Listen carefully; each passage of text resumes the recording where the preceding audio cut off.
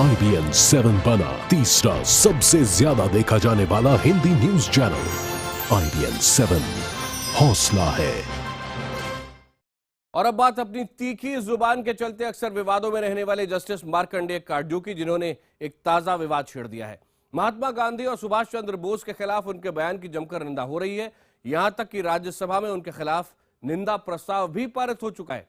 इसी से बौखलाए काटजू का कहना है कि उनकी निंदा काफी नहीं है, बल्कि बिना मुकदमे के उन्हें फांसी दे दी जानी चाहिए। जस्टिस मार्कंडेय काटजू का विवादों से चोली दामन का साथ रहा है।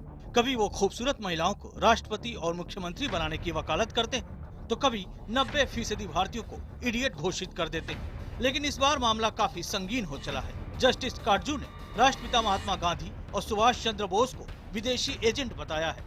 जाहिर है सियासी जमात में इन बयानों पर खलबली मची है। राज्यसभा में बुधवार को निंदा प्रस्ताव पारित हुआ, तो गुरुवार को लोकसभा में भी यह मुद्दा गूंजा।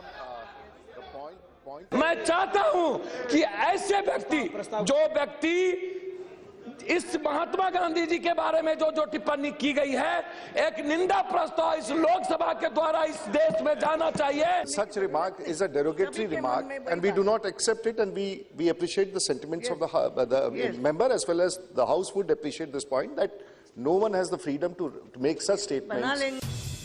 जस्टिस काटजू के बयानों को इसलिए तवज्जो दी जा रही है क्योंकि वो सुप्रीम कोर्ट के जज और प्रेस काउंसिल के चेयरमैन रह चुके हैं। जस्टिस काटजू फिलहाल अमेरिका में हैं और वहां से उन्होंने संसद में पास हुए निंदा प्रस्ताव की ही निंदा कर डाली। ब्लॉग में लिखा, मैं विदेश से लौटूं तो मुझे पकड़ लिया जाए, गिरफ्तार कर लिया जाए और सांसद चाहे तो फांसी पर चढ़ा दे। ना रहेगा बांस, ना बजेगी बांसुरी। गांधी जी के सत्याग्रह ने आजादी की लड़ाई को और लंबा खींच दिया। यह कहना गलत है कि गांधी जी ने भारत को आजादी दिलवाई। ब्रिटेन दूसरे विश्व युद्ध में जर्मनी के हमले से घिर गया था, इसलिए उसने भारत से निकलना बेहतर समझा।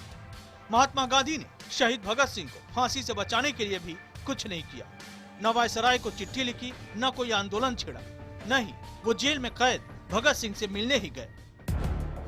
जाहिर है जस्टिस काटजू ने बर्रे के छत्ते में हाथ डाल दिया है। जाने माने वकील हरीश साल्वे ने ट्वीट किया, अहिंसा पर बने सत्याग्रह को वो बेतुका बता रहे हैं जिसने बतौर जज संविधान की रक्षा करने की कसम खाई थी। और एज ए जज भी विवादित बयान दिया करते थे, और सुप्रीम कोर्ट में आने के बाद भी कोर्ट में जिस तरीके की भाषा का इस्तेमाल करते थे, सभी लोग उसको अप्रिशिएट नहीं करते थे। इससे सुप्रीम कोर्ट की गरिमा घटती है।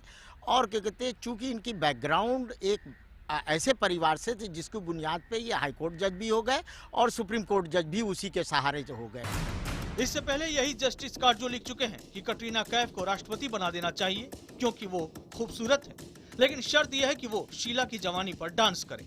जस्टिस काटजू पर बीजेपी के इशारे पर कांग्रेस के खिलाफ राजनीतिक बयान देने का भी आरोप है। जस्टिस काटजू सोशल मीडिया पर दुनिया के लगभग हर विषय पर ज्ञान देते रहते हैं। सुप्रीम कोर्ट के जज रिटायरमेंट के बाद भी अपनी गरिमा को सार्वजनिक तौर पर बनाए रखते हैं, क्योंकि उनकी गरिमा से ही न्यायपालिका की गरिमा जुड़ी होती है। अब सवाल यह है कि जस्टिस काटजू के जो बयान आ रहे हैं उसे उनका मानसिक दिवालियापन समझकर छोड़ दिया जाए या फिर कोई कार्रवाई हो। एहतेशाम खान, दिल्ली, IBN 7।